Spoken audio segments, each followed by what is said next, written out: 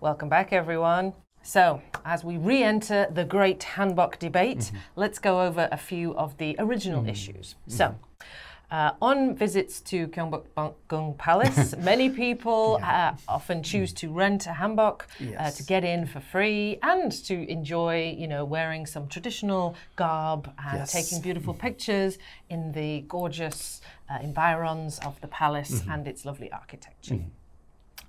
It's well known and well loved. But for many, many years, people have been pointing out that the rental shops where people usually get their hanboks don't offer the most traditional version of a hanbok.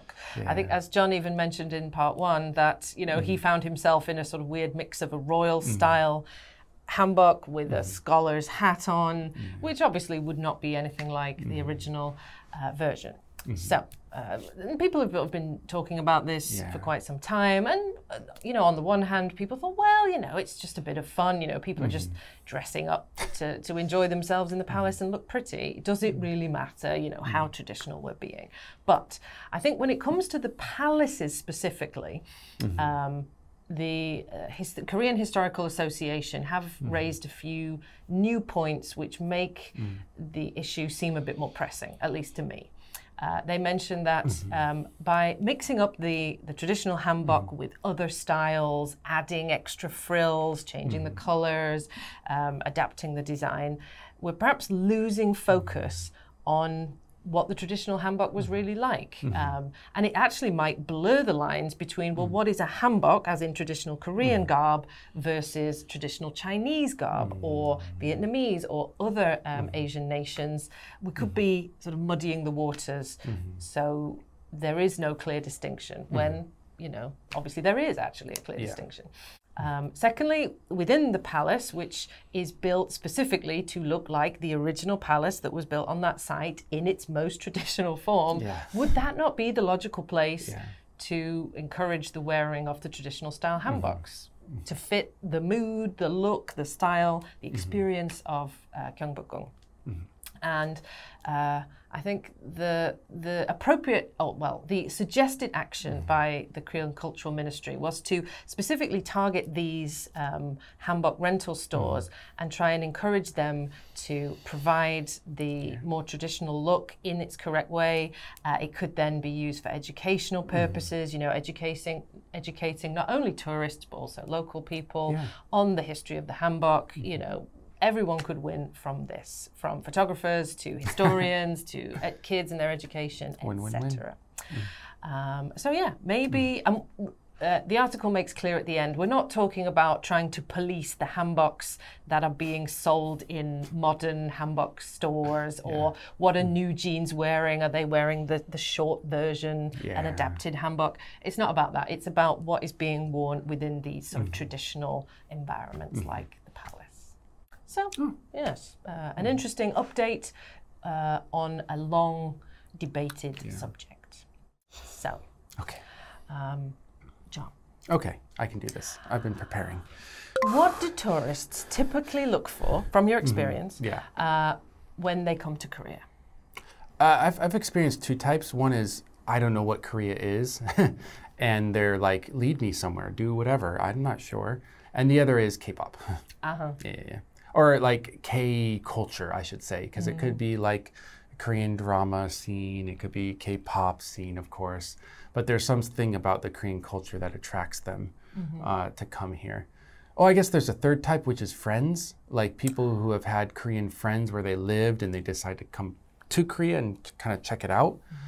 But yeah, I would say the majority these days is around the K-pop, K-culture. Especially among the younger generation, who then bring their parents as well. I was going to say, I'm guessing you've met a lot of younger ones. Because when my friends visit from England, they're a bit older, and the first thing they want to see is history. They will always ask about palaces, castles, museums. I guess Europeans are obsessed with the past anyway. We're obsessed with our own past. So as soon as we get to any other foreign country, what's their past like? Show us the history. So I think when my lot come over, they would actually be really interested to see the traditional form of the hanbok. You know, the pretty one is fun for the kids, but you know they're more interested in historical accuracy. So. One thing that the article did touch on, which is super true, is the material of the hanbok is very cheap, which is understandable because the rental shops need to make money, and making all of these is, you know, can get pretty expensive, right? But I really wonder what a real traditional hanbok would feel like, because I wore one. I was like, you would die if you had this in winter, but they wore it in winter. And you would also die if you had this in summer because it's too hot, but they wore it in summer. So like, how was it different? Did they change it? Did they layer something? I don't know, because the rental shops don't have that. Yes, that would be very interesting for especially those with a sartorial interest in the past. Correct. So fashion students, they want to know this stuff. Yeah, fashion students, like none of us. Okay.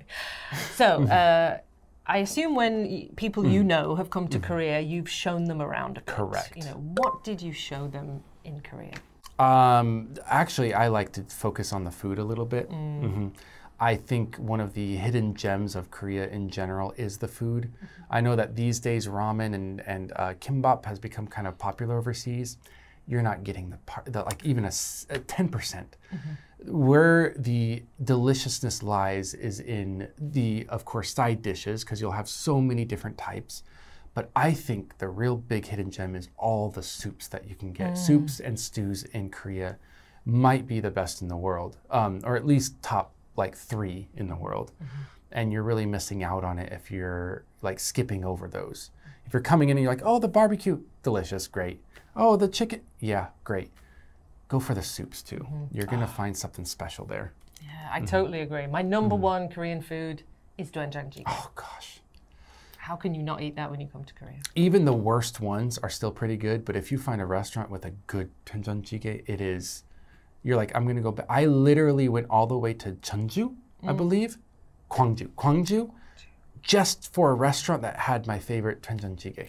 Oh. Only for that reason, all the way there. I will be getting that recommendation off you as soon as we finish. So let's wrap this up nice and quickly so we can get to discussing our favorite restaurant. It's time to check out the vocabulary list. It's not too voluminous today, so should be nice and manageable. Enjoy that and come back and see us in the next article. Bye-bye. Dawn. Dawn. Picturesque. Picturesque. Understated. Understated. Embellishment. Embellishment. Voluminous. Voluminous.